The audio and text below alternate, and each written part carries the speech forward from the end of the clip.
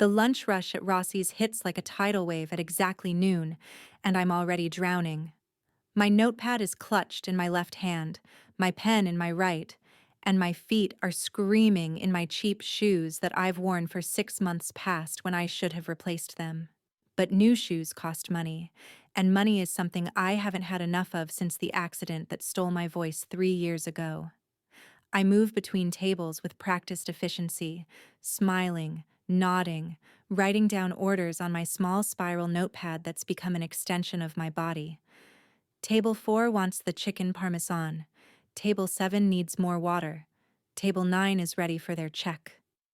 My hand cramps from writing, but I don't slow down. I can't afford to. Rossi's is an upscale Italian restaurant in Lower Manhattan, the kind of place where businessmen close deals over bottles of wine that cost more than my monthly rent. The walls are exposed brick. The lighting is warm and intimate, and the kitchen produces food that makes people close their eyes in pleasure. It's beautiful here. It's also exhausting. I'm 26 years old, and I haven't spoken a word since the night my ex-boyfriend's hands closed around my throat. The doctors said the damage was permanent. Something about the vocal cords, about trauma, about psychological blocks. I stopped listening after, "You may never speak again." What was the point? The silence that lived inside me now was absolute. My manager, Tony, waves me over to the hostess stand. He's a stout man with kind eyes who hired me despite my disability because his daughter is deaf. He knows sign language, which makes him one of 3 people in my life who can understand me without the notepad. "New VIP in the back room," he signs, his expression serious. "Very important. Very generous. Don't mess this up, Elena." I nod, smoothing down my black apron. The back room at Rossi's is reserved for guests who want privacy, who don't want to be seen. In 3 years of working here, I've served movie stars, politicians, and men whose names I've seen in the news attached to words like alleged and investigation. I've learned not to ask questions. I've learned to be invisible. If you're enjoying this story so far, don't forget to hit the like button and subscribe. Drop a comment telling me where in the world you're watching from. I love hearing from you. I push through the kitchen, grabbing a water pitcher and a basket of warm bread, then head toward the back room. The door is solid wood, heavy, designed to muffle sound. I knock once, softly, then enter. The room is smaller than the main dining area, with a single large table that seats 8. Today, only one man sits there, positioned so his back is to the wall, and he can see both the door and the window. He's perhaps 35, wearing a suit that looks like it costs more than my car, if I could afford a car. Dark hair, perfectly styled, sharp jawline, eyes that are so dark they're almost black. Those eyes lock onto mine the moment I enter, and something in my chest tightens. This is not a businessman. This is not an actor or a politician. This is something else entirely. Something dangerous. I force my expression into professional pleasantness and approach the table. I set down the bread basket, pour water into his glass, then pull out my notepad to take his drink order. My hand is steady as I write. "Welcome to Rossi's. May I start you with a drink?" I hold the notepad out so he can read it. His eyes drop to the words, then back to my face. Something flickers in his expression. Curiosity, maybe, or interest. "You don't speak," he says. It's not a question. His voice is deep, controlled, with just a hint of an Italian accent that sounds native rather than learned. I shake my head, pointing to my throat, then write quickly. "I can take your order this way, or I can bring someone else if you prefer." He studies me for a long moment, and I fight the urge to look away. There's an intensity to his gaze that makes my skin prickle with awareness. "No," he says finally. "You're fine. I'll have a Macallan 25. Neat." I nod and write down the order, even though I'll remember it. The notepad isn't really for me. It's for them. To make them comfortable. To show them I'm paying attention. I turn to leave, but his voice stops me. What's your name?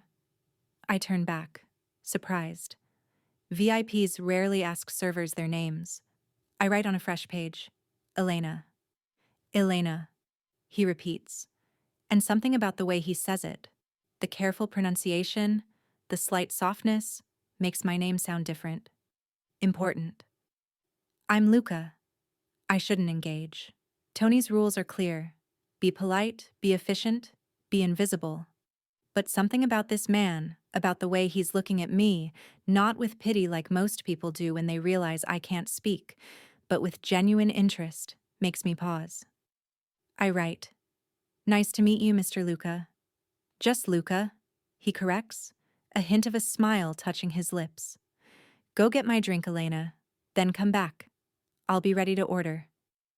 I nod and slip out of the room, my heart beating faster than it should. In the 3 years since I lost my voice, I've become good at reading people. You have to when you can't speak. You learn to watch eyes, to notice body language, to sense danger before it announces itself. And Luca, whoever he is definitely dangerous. I deliver his scotch, take his order, the ossobuco, no modifications, and return to my other tables. But I'm distracted, my mind wandering back to the man in the back room, to the way he'd said my name, to the intensity of his gaze. It's almost 1:30 when Tony sends me to the storage room in the back to grab more wine. The storage room is at the end of a narrow hallway, past the kitchen, past the employee bathroom, in the part of the restaurant where customers never venture. It's dimly lit, lined with metal shelves stocked with dry goods, cleaning supplies, and cases of wine and liquor. I'm standing on a step stool, reaching for a bottle of Chianti on the top shelf, when I hear voices. Male voices speaking in rapid Italian, coming from just outside the storage room door. I freeze, my hand still stretched toward the wine bottle. The voices are tense, urgent. Normally, I wouldn't eavesdrop, but something in their tone makes me pause. Planted it under the gas line in the main dining room, one voice says. Timer set for 2:15. That gives us 45 minutes to be clear. My blood runs cold. Planted it, gas line, timer. The explosion will take out half the block, another voice responds. This one rougher, older. Moretti will finally get the message. This is our territory. And all these rich bastards will just be collateral damage, the first voice says with a laugh. Moretti. I know that name. I've heard Tony say it before, usually in hushed tones when he thinks no one is listening. And suddenly, I understand. The VIP in the back room. Luca. He's Luca Moretti. And someone has planted a bomb in this restaurant to kill him. My heart hammers against my ribs. I need to warn someone. I need to call the police. I need to... But I can't speak. I can't scream. I can't even gasp without giving away my presence to the men just outside this door. Men who have planted a bomb and won't hesitate to kill a witness. I press my hand over my mouth, fighting down the panic that threatens to overwhelm me. The voices are fading now, moving away down the hallway. They're leaving. They think their job is done. I wait until I can't hear them anymore, then climb down from the step stool on trembling legs. My mind races. What do I do? I could write a note to Tony, but by the time I find him, by the time he reads it, by the time he decides whether to believe me, how much time will we have lost? 10 minutes? 15? I could try to find the bomb myself, but I don't know where exactly it is. And I'm not trained in explosives. I could accidentally set it off. I could run out the front door and never look back. Save myself and let everyone else die. The thought makes me sick. There are 30, maybe 40 people in this restaurant right now. Waiters I work with. Customers who smile and tip well. Tony, who gave me a job when no one else would. and Luca Moretti, the dangerous man with the intense eyes who said my name like it mattered. I grab my notepad and pen, my hands shaking so badly I can barely hold them. I have to warn them. All of them. But how? If I start writing bomb on my notepad and showing it to people, they'll panic. They'll stampede for the exits. People will get hurt, maybe killed in the crush. I need someone who will stay calm. Someone who can take control. Someone who will act decisively without causing a panic. Luca Moretti. If he's the target, he needs to know. And if half of what I suspect about him is true, he's someone who deals with danger regularly. He'll know what to do. I burst out of the storage room and head straight for the back room, my notepad clutched in my hand. But when I push through the door, I freeze. I can't just write bomb on my notepad. He needs to understand immediately, without question, without hesitation. And I need to do it in a way that doesn't alert anyone else, doesn't cause the panic that could kill people. My eyes fall on the menu in the center of the table. The menu with dozens of items listed. And suddenly, I know exactly what to do. Luca looks up as I enter, his espresso halfway to his lips. His eyes narrow slightly, taking in my expression, my trembling hands, the fear I can't quite hide from my face. Elena, he says, setting down his cup. What's wrong? I move to his table quickly, grab the menu and flip it open. My hand is shaking so badly that I nearly drop my pen. His eyes are on me, watchful, alert. He senses something is very wrong. I find the first item I need and point to it with my pen, tapping it once, firmly. Bruschetta. Luca's eyes follow my pen, his expression shifting from concern to focused. He's watching me now, with complete attention. I flip the page, find the next item, point. Ossobuco. His body tenses. He's beginning to understand that this isn't random. I turn another page, point again. Minestrone. His jaw clenches. His hand moves slowly, deliberately to the inside of his jacket. I know without seeing that he's touching a weapon. One more. I flip to the desserts, my hand shaking so violently that I nearly tear the page. I find it and point. Biscotti. B-O-M-B. For 3 seconds, maybe 4, Luca Moretti stares at the menu. His expression doesn't change. He doesn't gasp or shout or panic. But I see it. The flash of cold fury in his dark eyes. The way his entire body shifts into a different gear, from relaxed to lethal in a heartbeat. Then he looks at me, and the intensity of his gaze pins me in place. Where? He asks. His voice so quiet it's almost a whisper. I write frantically on my notepad. Main dining room. Under gas line, 2:15. He checks his watch. It's 1:53. 22 minutes. Luca stands in one fluid motion, his phone already in his hand. He presses a button and someone answers immediately. Marco, he says, his voice still quiet but carrying absolute authority. Code black, evacuation protocol, 2 minutes. He ends the call, then looks at me. You're sure about this? I nod emphatically, pointing to my notepad where I've just written, heard men talking, planted it, said your name. Moretti. Something dangerous flashes in his eyes. Something that makes me glad I'm not his enemy. Then his expression softens slightly as he looks at me. You could have run, he says. Why didn't you? I don't have time to write an answer, and I'm not sure I could explain it anyway. Instead, I just shake my head and gesture urgently toward the door. We need to move. Luca nods once, then his hand is on the small of my back, warm and firm, guiding me out of the room. Stay with me, he says. Don't leave my side. We emerge into the main dining room just as Marco, a massive man in a dark suit, enters through the front door with 3 other men who look like they were carved from the same dangerous stone. They move with military precision, spreading out through the restaurant. Luca doesn't shout. He doesn't cause a panic. Instead, he walks calmly to the center of the dining room and speaks in a voice that carries authority without volume.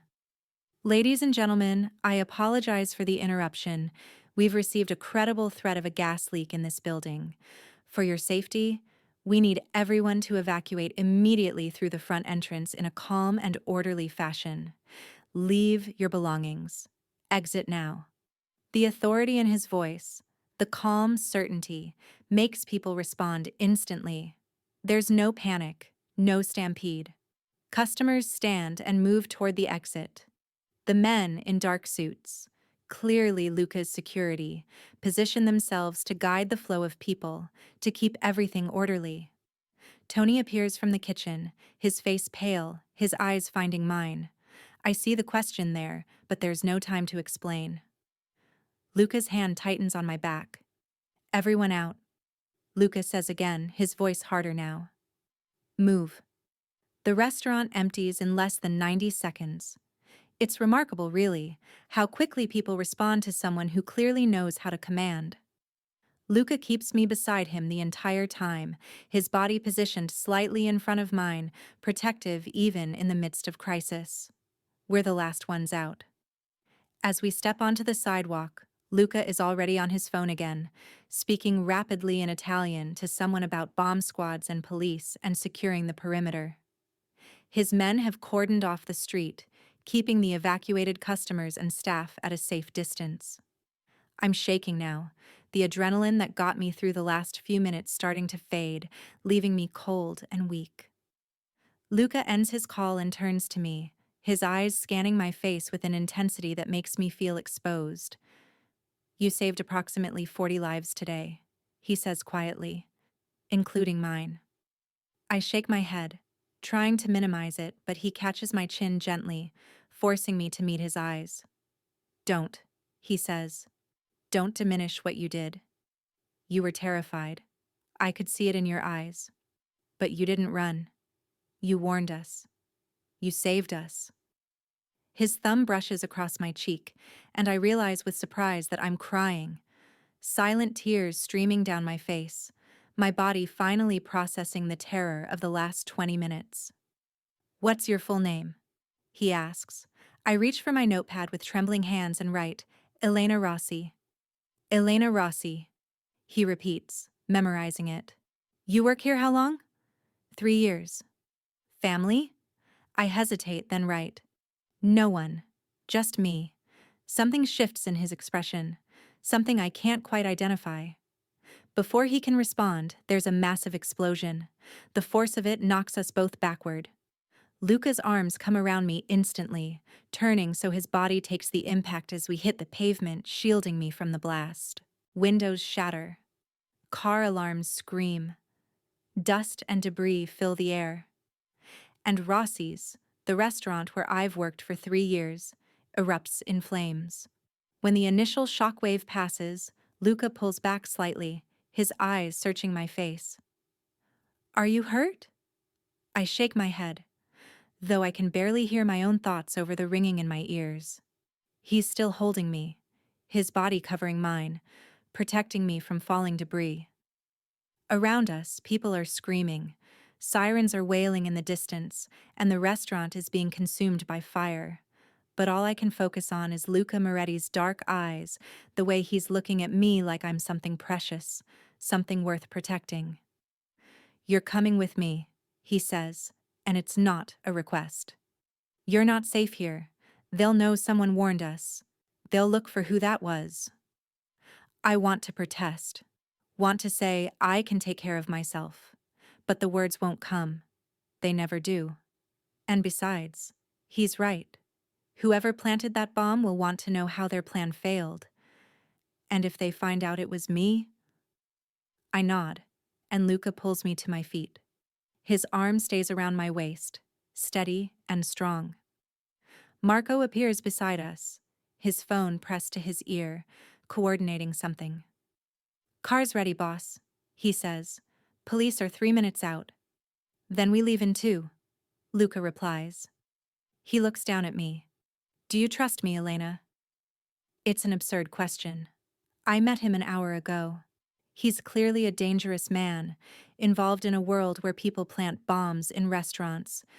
Every rational part of my brain is screaming that I should run, should find a police officer, should go anywhere but with him. But those same rational parts of my brain would have told me to save myself from the bomb, to run out the back door and never look back. And I didn't do that either. I look into Luca Moretti's eyes and see something I haven't seen directed at me in 3 years. Not pity, not discomfort with my disability, but respect, admiration, and something else. Something heated and intense that makes my breath catch. I reach for my notepad, my hand still trembling, and write 3 words. Yes, I trust you. A smile touches his lips, transforming his face from dangerous to devastating. Good, he says softly, because I'm not letting you go. The car is a black Mercedes with windows so heavily tinted I can barely see out. Marco drives while another guard sits in the passenger seat, both men alert, their eyes constantly scanning the streets. Luca sits beside me in the back, his body angled toward mine, one arm stretched along the seat behind me. Not quite touching, but close enough that I can feel the heat radiating from him. My ears are still ringing from the explosion. Every time I close my eyes, I see the flames consuming Rossi's, hear the screams, feel the shockwave that knocked us to the ground. My hands won't stop shaking. Luca notices. His hand covers both of mine, stilling them. His touch is warm, solid, grounding. The adrenaline will fade, he says quietly. Just breathe. You're safe now. I want to believe him. But I'm sitting in a car with a man I met 2 hours ago, fleeing from an attempted bombing, being told I'm in danger. Nothing about this feels safe. I pull out my notepad, my handwriting shaky. Where are we going? My home, Luca replies. It's secure.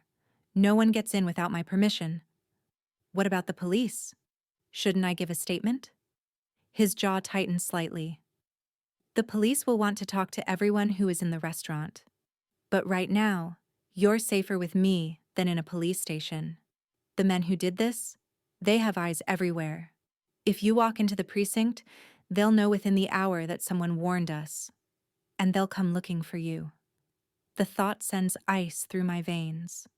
I write, how do you know they'll figure out it was me?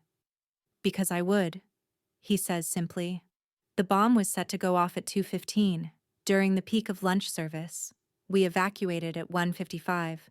Someone warned us with enough time to get everyone out safely. They'll review security footage, interview staff, look for anyone who acted strangely. His thumb brushes across my knuckles. They'll find you on that footage, Elena. Going into the back room looking terrified, coming out and going straight to me. He's right. I hadn't thought about security cameras. I'd only thought about saving lives. Once they identify you, Luca continues, his voice harder now, they'll send someone to tie up that loose end. You can't go home. You can't go to friends or family. You need protection until we handle this. Handle this how?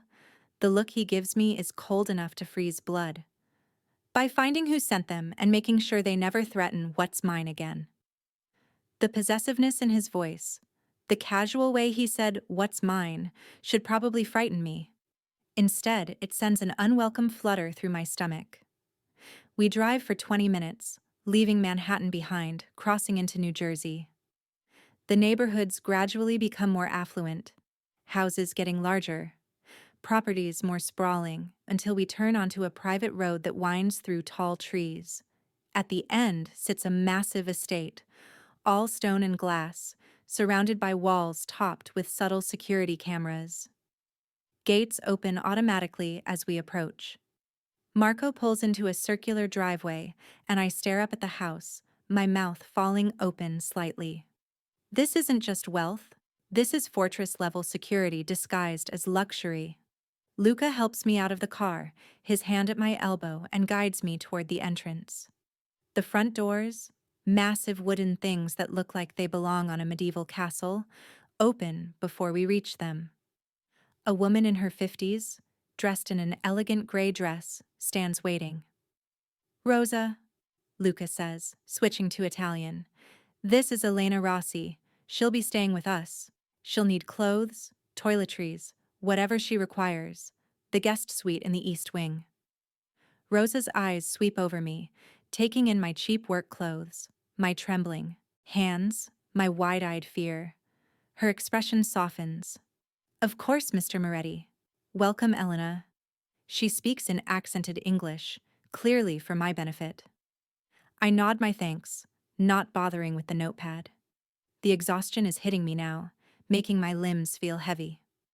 Also, Luca adds, still in Italian but slower, as if he wants me to understand. Elena doesn't speak. She communicates through writing. Make sure the staff knows. No one is to pressure her or make her uncomfortable about it. Something in my chest tightens at the consideration. He's already protecting me, not just from physical threats, but from the small cruelties I face every day when people realize I'm mute. Rosa nods. I understand. Come, dear. Let me show you to your room. I glance at Luca, suddenly reluctant to leave his side. It's absurd, this attachment to a man I barely know, but he's the only anchor I have in this surreal situation. He seems to sense my hesitation. I have calls to make, things to arrange, but I'm not going anywhere. Rest, shower, eat something. We'll talk when you're ready. I nod and follow Rosa through the house. It's stunning. All marble floors and soaring ceilings. Artwork that probably costs more than I'll earn in my lifetime. But it's also surprisingly warm, lived in. There are books on tables, a jacket thrown over a chair, signs of actual life, rather than just showpiece perfection. The guest suite Rosa leads me to is bigger than my entire apartment. A massive bed dominates one wall, dressed in cream linens. French doors open onto a private balcony.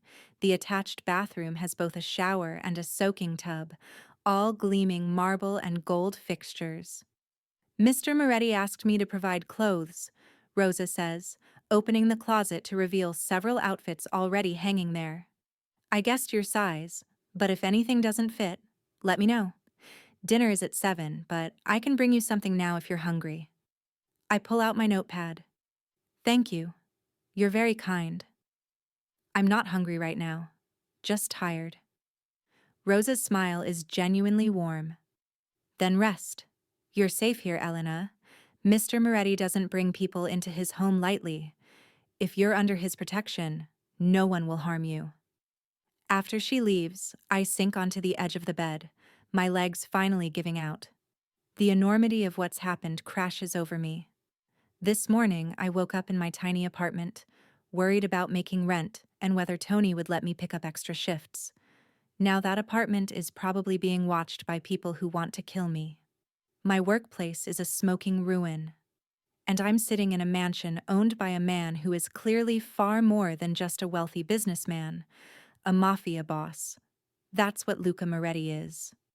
The men who planted the bomb said his name with fear and hatred. They talked about territory and sending messages. This isn't corporate rivalry. This is organized crime.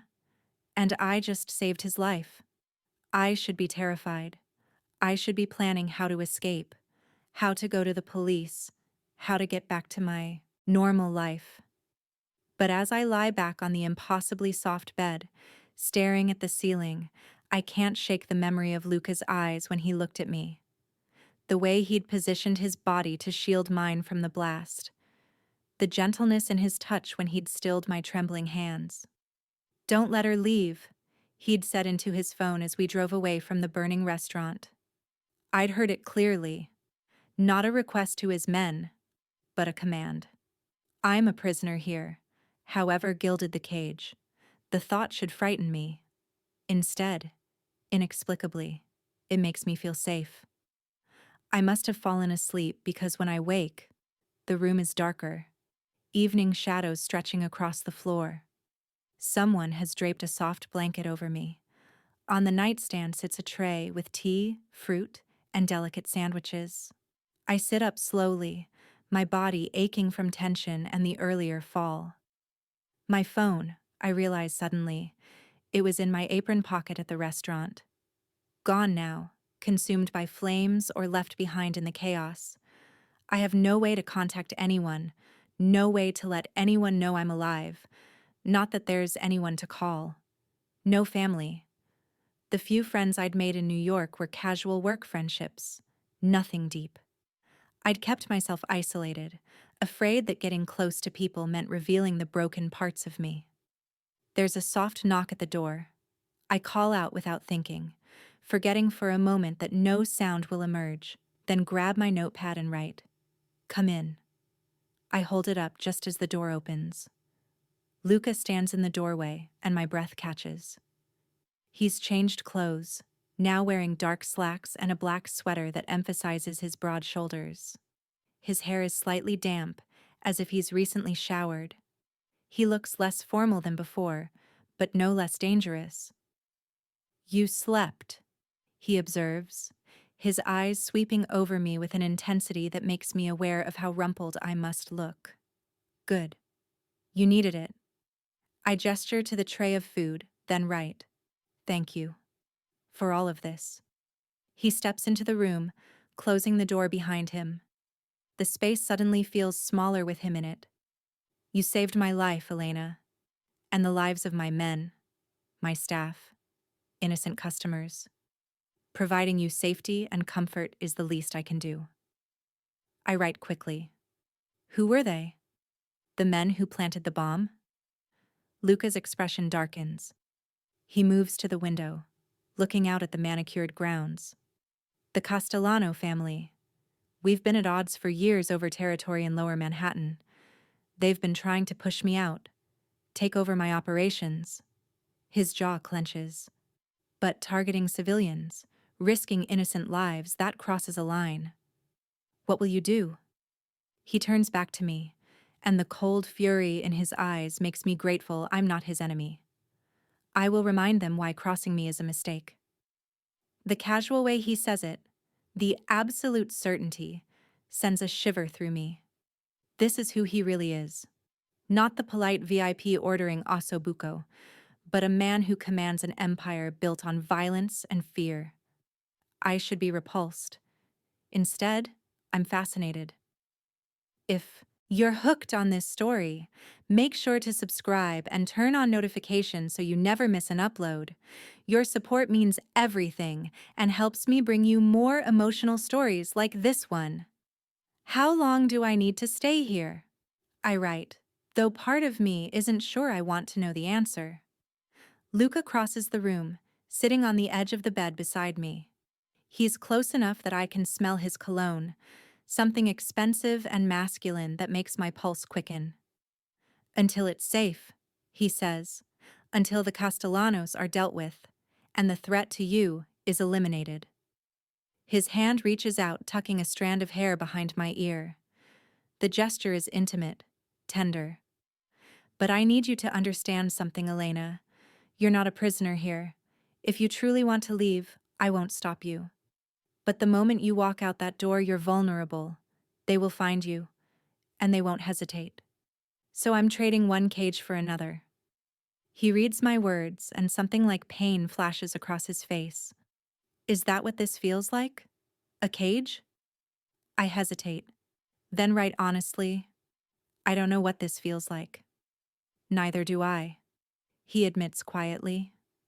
His hand is still near my face, his thumb now tracing my jawline. "I've had many people in my home over the years. Business associates, family, women." His eyes hold mine. "But I've never brought someone here for protection. Never felt this need to keep someone safe." "Why me?" "Because you risked everything to warn me," he says. "Because you pointed at menu items with shaking hands and spelled out a warning instead of running. Because when I asked if you trusted me, you said yes." His voice drops lower. "And because when I look at you, I feel something I haven't felt in a very long time." "What?" He leans closer, his forehead nearly touching mine. "Hope." The word hangs between us, fragile and precious. My heart is pounding so hard I'm sure he can hear it. This is dangerous. This pull I feel toward him. He's a criminal. A man whose world is built on violence. Getting involved with him would be the ultimate mistake. But when his lips brush against mine, soft and questioning, I don't pull away. I lean in. The kiss is gentle at first, his hand cradling my face as if I'm something delicate that might break. But when I respond, when my hand comes up to grip his sweater, something shifts. The kiss deepens, becomes more urgent. His other arm wraps around my waist, pulling me closer, and I can feel the barely restrained power in his body, the control he's exerting to keep himself in check. When we finally break apart, both breathing hard, his eyes are dark with desire. Elena, he murmurs, my name a caress. Tell me to stop. Tell me this is too fast, too much. I reach for my notepad with trembling hands and write, don't stop. He kisses me again, and this time there's less restraint. His hands are in my hair, tilting my head back to deepen the kiss. I'm drowning in sensation, in the feel of him, the taste of him, the way he touches me as if I'm precious. But then his phone buzzes, loud and insistent. He growls against my lips, a sound of pure frustration, but pulls back. I have to take this, he says, checking the screen. It's Marco. He wouldn't interrupt unless it was important. I nod, trying to calm my racing heart as he answers. What? His voice is hard. All business? He listens for a moment and I watch his expression shift from annoyed to alert to coldly furious. When? Another pause. Show me. He ends the call and looks at me, his expression serious. I need you to come with me. There's something you need to see. He leads me through the house to what appears to be a security office. Multiple screens show camera feeds from around the property and, I realize with growing unease, from other locations too. Marco is there, along with another man I don't recognize. Show her, Lucas says. Marco taps a keyboard and one of the screens enlarges. It's security footage from the restaurant, grainy but clear enough. The timestamp shows 1:47, about 6 minutes before I'd warned Luca. The camera shows the back hallway, and I watch myself enter the storage room. Then, 2 minutes later, two men appear. They're speaking, though there's no audio. One of them looks directly at the camera and smiles, as if he knows exactly where it is, as if he wants to be seen. This is Nico Castellano, Luca says, pointing to the smiling man, and his cousin, Enzo. They planted the bomb. The footage continues. I see myself emerge from the storage room, see the fear on my face, see me hurry toward the back room where Luca was dining. The men in the footage are gone by then, but the message is clear. They know I was there. They know I could have overheard them. Marco switches to different footage. This one more recent. The timestamp reads, 2 hours ago. It shows my apartment building. A black SUV is parked across the street. 2 men sit inside watching. They're waiting for you, Luca says quietly. They've been there since the explosion. If you'd gone home? He doesn't finish the sentence. He doesn't need to.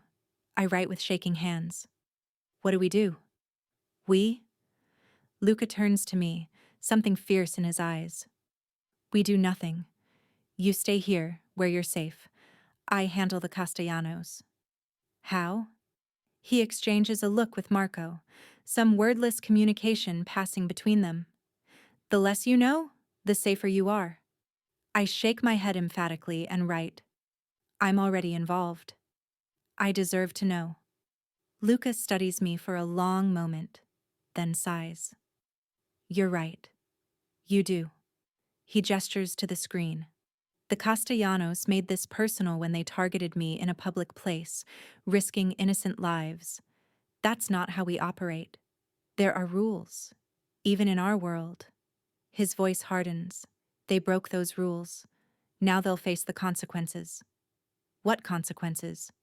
The kind that ensure they never threaten you or anyone else again. The implication is clear. He's going to kill them. Or have them killed. This is the reality of his world. Brutal and final. I should be horrified. Instead, I feel a grim satisfaction. These men planted a bomb that could have killed dozens. They're hunting me now, waiting to eliminate a witness. They deserve whatever Luca has planned. What does that say about me? That I can accept this violence so easily? Elena. Luca's hand on my shoulder draws my attention back to him. I know this is a lot. I know you're scared. But I promise you, I will keep you safe. No one will hurt you while you're under my protection. I write. I believe you. And I do. Whatever else Luca Moretti might be, he's a man who keeps his promises. There's something else, Marco says, his voice gruff. He switches the screen again, this time showing what appears to be a text message conversation. We intercepted this an hour ago. The Castellanos have put out a contract on Elena. $25,000 to whoever brings them information on her location. My blood runs cold. $25,000. That's more money than most people make in a year. And there are people in this city desperate enough to betray a stranger for that much. Luca's hand tightens on my shoulder. Which means you're not safe anywhere except here. And even here, we need to be careful. He looks at Marco. Double the perimeter guards. No one in or out without my personal approval.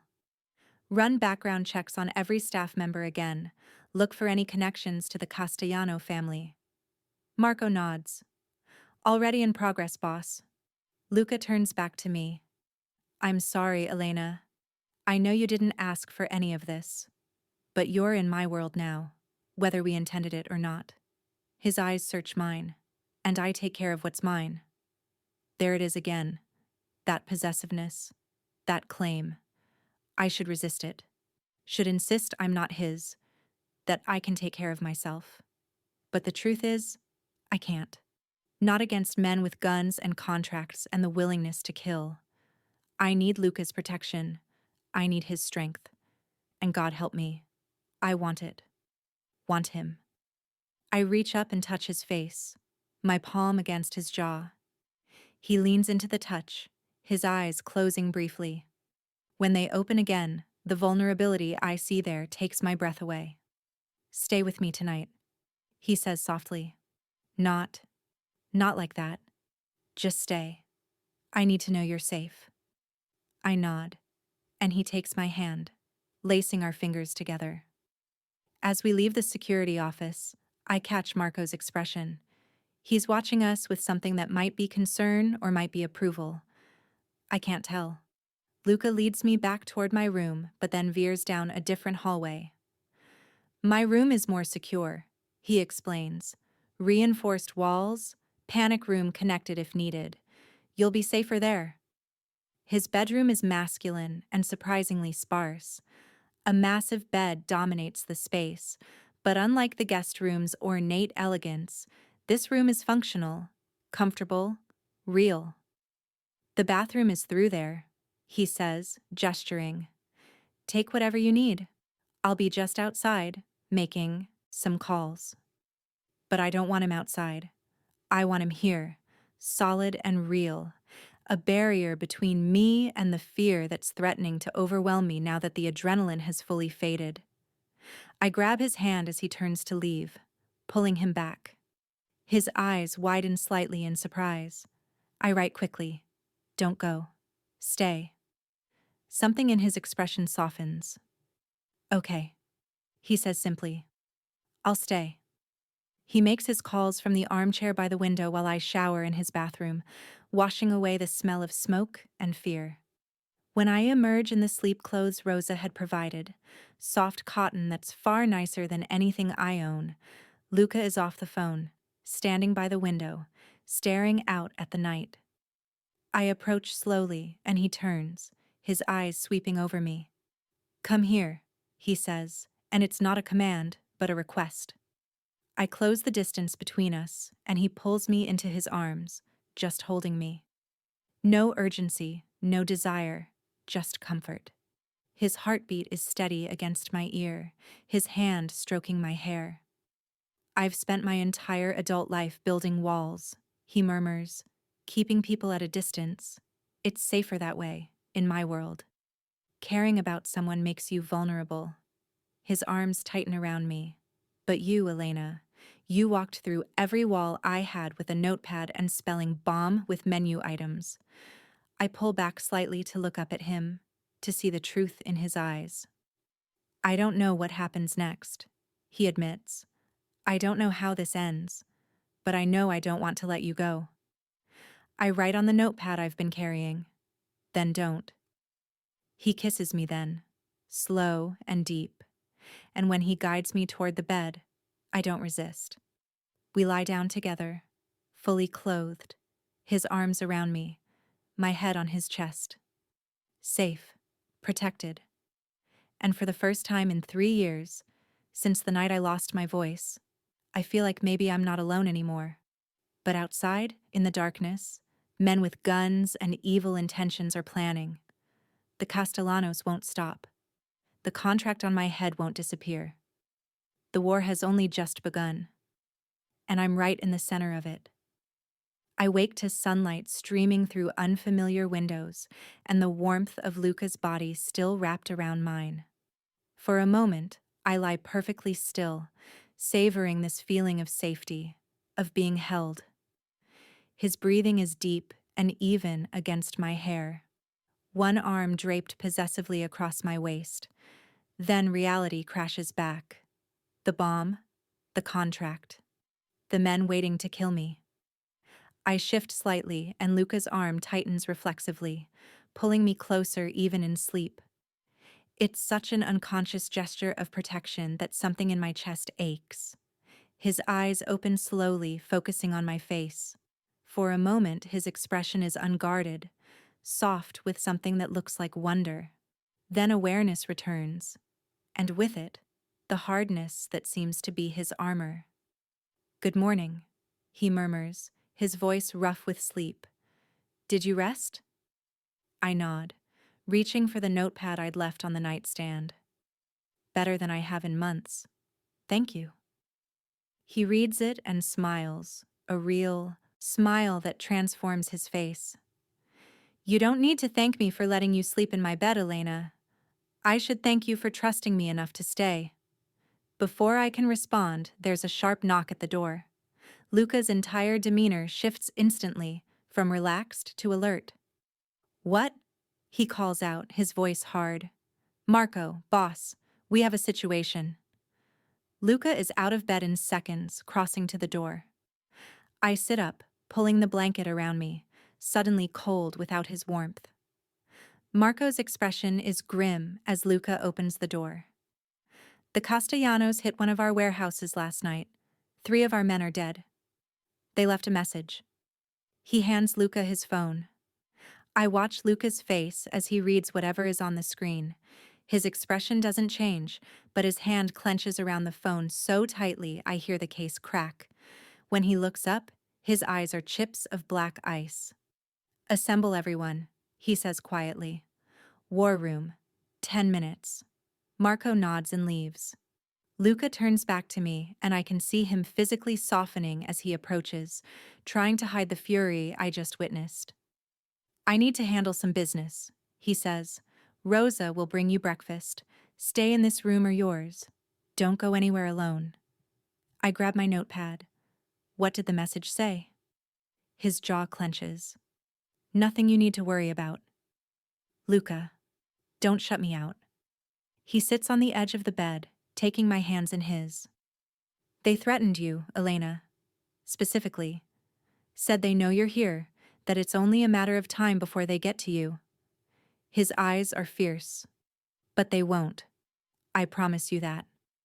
Fear coils in my stomach, but I force myself to write. "Let me help." "Absolutely not. You're staying here where it's safe." "I'm already a target. At least, let me understand what's happening." We stare at each other, wills clashing. Finally, he sighs. Fine, but you stay quiet. You stay out of the way. And if I tell you to leave, you leave immediately. Understood? I nod. 10 minutes later, I'm sitting in a corner of what Luca calls the war room, a space dominated by a large table, multiple screens, and maps of the city marked with various colored pins. Around the table sit 8 men, all of them radiating the same dangerous competence as Marco. Luca stands at the head of the table, commanding the room with his presence alone. The Castellanos have declared war, he says without preamble. They hit the warehouse on 4th Street, killed 3 of our people, and made it clear they won't stop until they've taken everything we've built. We hit them back, one man says, his voice eager for violence. Show them what happens when they come at us. No. Luca's voice cuts through the rising agreement. That's what they want. An all-out war where we're both weakened, where the other families can swoop in and take what's left. He leans forward, hands flat on the table. We're smarter than that. So what's the play? Marco asks. Luca's smile is cold. We cut off the head. Nico Castellano thinks he's untouchable, that he can hide behind his soldiers while they do his dirty work. We prove him wrong. For the next hour, I watch Luca orchestrate a plan with military precision. He knows the Castellanos' routines, their properties, their weaknesses. He assigns roles, anticipates problems, plans contingencies. This is a man who has built an empire not just through violence, but through intelligence and strategy. I'm so focused on watching him that I don't notice Marco approaching until he crouches beside my chair. He's different with you, Marco says quietly, his eyes on Luca. I've worked for him for 12 years. Never seen him like this. I write. Like what? Vulnerable, distracted. Marco's expression is serious. In our world, that gets you killed. His enemies will use you against him. I know. I'm trying not to be a liability. Marco studies me for a moment. You love him. It's not a question, but I answer anyway. I barely know him. That's not what I asked. I look at Luca across the room, at the way he commands respect without raising his voice, at the intelligence in his eyes, at the momentary softness when those eyes find mine. Yes, I write. I think I do. Marco nods, unsurprised. Then you need to understand something. The Castellanos won't just kill you. They'll make it painful, make it public. Make sure Luca watches. Not because they hate you, but because hurting you destroys him. He stands. So when he tells you to stay safe, to stay hidden, it's not about control. It's about survival. The meeting breaks up, men dispersing to their assignments. Luca crosses to me, and I see the tension in his shoulders, the weight of command. Come, he says, taking my hand. I want to show you something. He leads me through the house to a room I haven't seen before. It's smaller, more intimate, with walls lined with photographs. Family photos, I realize. A younger Luca with an older couple who must be his parents. A beautiful woman I don't recognize. Children laughing in someone's arms. My mother, Luca says, pointing to the woman. She died when I was 17. Cancer. He moves to another photo. My father. He built this organization from nothing, created an empire through intelligence and calculated risks. He taught me everything. Where is he now? Dead. 5 years ago. A rival family, thinking they could take what he built. Luca's voice is flat. They were wrong. I understand what he's showing me. The cost of this life. The losses. The violence that claims even those you love. Do you ever wish you could walk away? I write. He's quiet for a long moment. Every day, he admits. But this is who I am, Elena. This empire. These responsibilities. The people who depend on me. I can't just abandon it. I'm not asking you to. He turns to me, cupping my face in his hands. What are you asking? I write carefully. I'm asking if there's room in your world for someone like me, someone ordinary, someone who can't even speak. His expression transforms, becoming tender in a way that makes my heart ache. Elena, you're the least ordinary person I've ever met. You risked your life to save strangers. You spelled out a bomb warning with menu items. You trusted me when every logical part of your brain was screaming to run. He kisses my forehead gently. Your voice isn't in your throat. It's in your courage, your compassion, your strength. And it's the most beautiful voice I've ever heard. Tears blur my vision. No one has ever said anything like that to me, not since the accident. Not since I became the broken, silent woman who couldn't speak. I'm reaching up to kiss him when Rosa appears in the doorway, her face pale.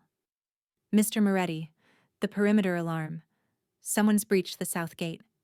Everything happens at once. Luca pushes me toward Rosa. Get her to the panic room, now. No. I grab his arm, writing frantically. Don't leave me. I have to. They're here for me, Elena. Stay hidden and you'll be safe.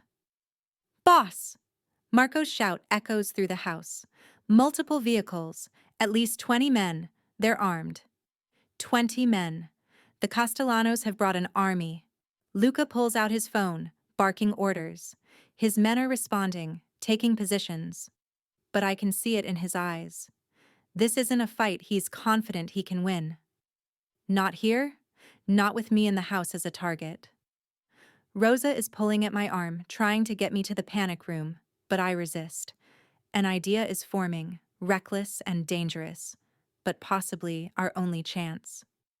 I grab Luca's phone from his hand and type quickly. I can end this. He reads it and his face goes white with fury. Absolutely not. Whatever you're thinking, no. They want me. Let them think they can have me. Elena. Listen to me. I type desperately. You said Nico Castellano thinks he's untouchable. He sent 20 men here because he wants to watch me die, wants to see your face when it happens. He's probably in one of those cars right now. Understanding dawns in Luca's eyes, followed immediately by rejection. No, I won't use you as bait. You're not using me. I'm volunteering. I look him dead in the eye. Trust me, like I trusted you. The sound of gunfire erupts outside. A window shatters somewhere in the house. We're out of time. If anything happens to you... Luca's voice breaks. It won't. You'll be there. You'll protect me. He pulls me into a fierce kiss, desperate and claiming. When he releases me, his eyes are dark with fear and fury and something else. Love. I see it clearly now. Marco, he shouts. New plan. 5 minutes later, I'm standing on the front steps of the mansion, my hands visibly empty, my body trembling with very real fear. The cars have stopped at the edge of the circular driveway. Armed men surround them, weapons trained on the house. The back door of the center vehicle opens and a man steps out. Nico Castellano. I recognize him from the security footage, but in person, he's even more reptilian. Cold eyes, cruel smile, expensive suit that can't hide the monster underneath. Elena Rossi, he calls out, his voice carrying across the space. The little mute who thinks she's a hero. I stand perfectly still, my notepad clutched in my shaking hands. Behind me, I know Luca and his men are positioned throughout the house, weapons ready. On the rooftops, snipers I can't see but trust are there. And in my pocket, the small panic button Luca pressed into my palm before I walked out here. You cost me a lot of money, Nico continues, walking slowly toward me. His men follow, guns raised but not yet firing. That bomb was expensive, the bribe to the fire inspector, the timing mechanism. All of it wasted because you warned Moretti. He stops 10 feet away from me, close enough that I can see the madness in his eyes. But you know what? I should thank you, because now I get to kill you in front of him.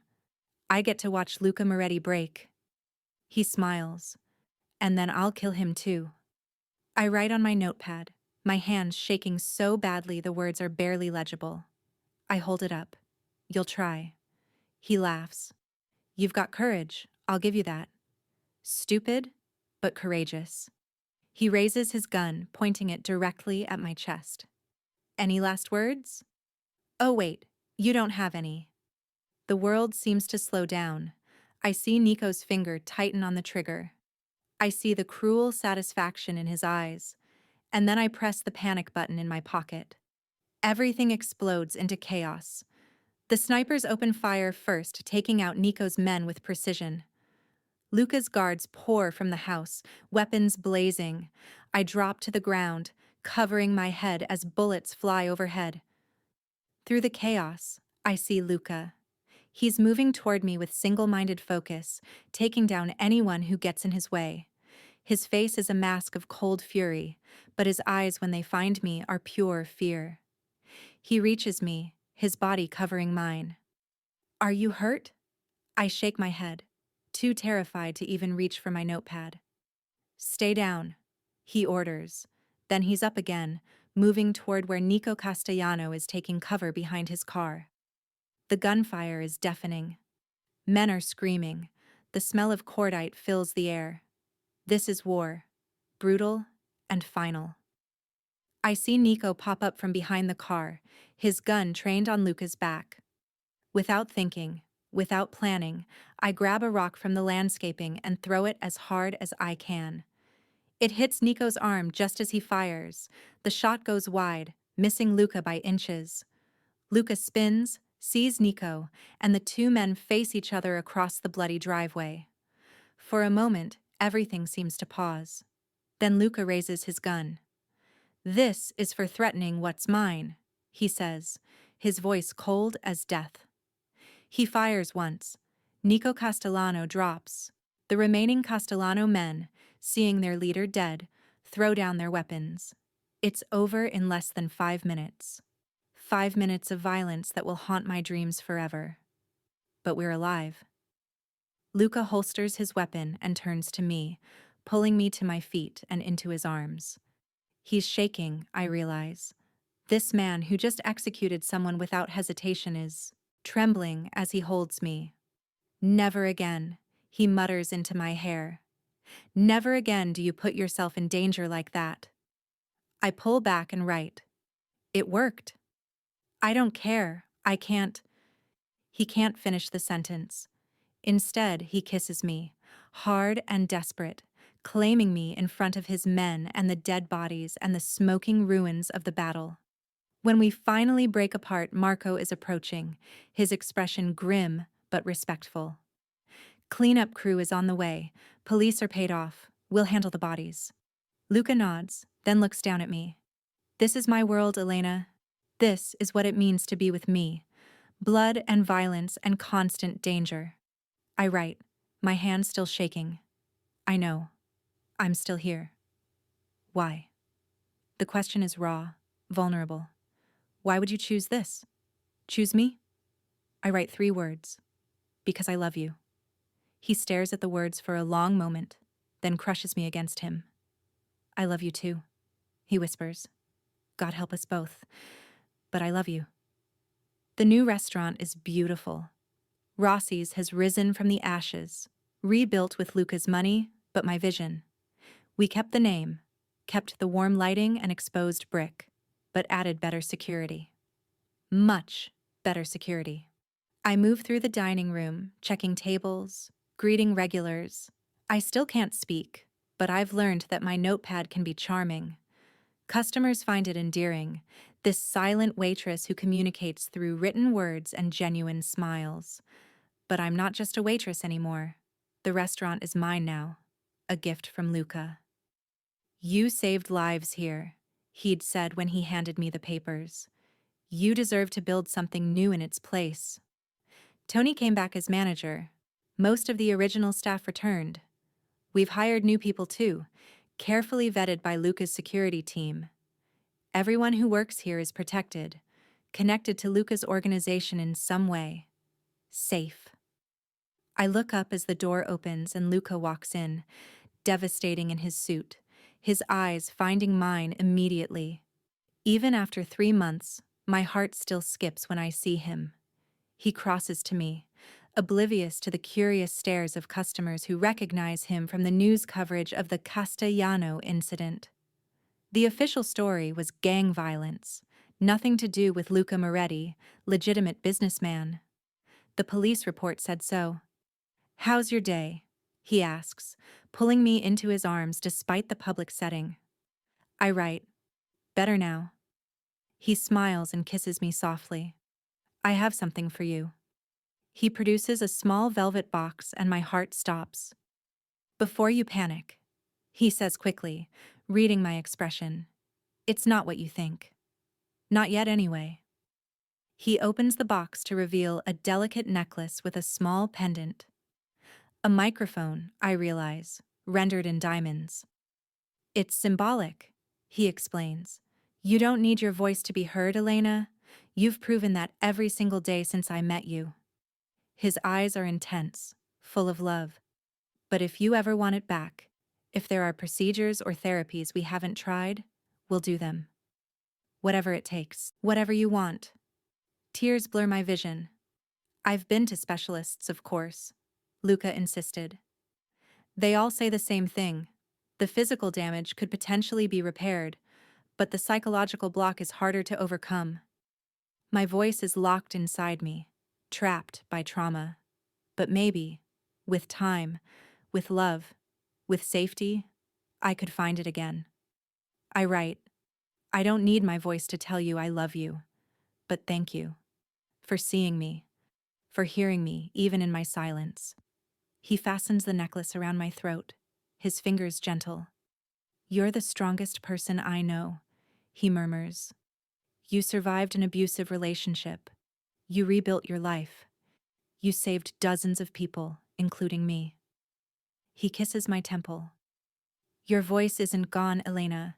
It's just transformed into something different, something powerful." That night, in the mansion that's become our home, I lie in Luca's arms and think about how much has changed. 3 months ago, I was alone, struggling, invisible. Now I'm loved, protected, seen. The life I'm living isn't the safe, predictable one I'd tried to build. It's dangerous. It's complicated. Luca's world still has threats, still has violence lurking in the shadows, but it also has him, has us, has this fierce, protective love that makes me feel whole for the first time since I lost my voice. "What are you thinking?" Luca asks, his fingers tracing patterns on my shoulder. I reach for my notepad. I'm thinking about how a phone call in Italian led me to you, about how spelling bomb with menu items saved my life in more ways than one. He reads it and pulls me closer. I'm thinking about how a mute woman pointed at menu items and spelled out a warning that saved my life, and then stole my heart without saying a single word. I smile against his chest. We're an unlikely pair. A mafia boss and a silent waitress, but somehow we work. "Marry me," he says suddenly. I pull back to look at him, eyes wide. "I know it's soon," he continues. "I know we've only known each other 3 months, but I also know I don't want to spend a single day without you." His hand cups my face. "Marry me, Elena. Be mine forever, not just for now." I grab my notepad, writing as fast as I can. Yes. 1,000 times, yes. He kisses me then, deep and claiming, and I know this is just the beginning. There will be challenges ahead. More threats, more danger, the constant reality of his world, but we'll face it together. The mafia boss and his silent love. The man who kills without hesitation and the woman who saves lives without speaking. We're an unlikely salvation for each other, but sometimes the best love stories are the ones that shouldn't work, that defy logic and safety and sense. Sometimes love is pointing at menu items to spell out bomb. Sometimes love is risking everything to protect someone you barely know. Sometimes love is silent, but it's never, ever quiet. Thank you so much for watching until the end. If you loved this story, check out the other videos on your screen. Now, I think you'll really enjoy them. And don't forget to subscribe if you haven't already. See you in the next story.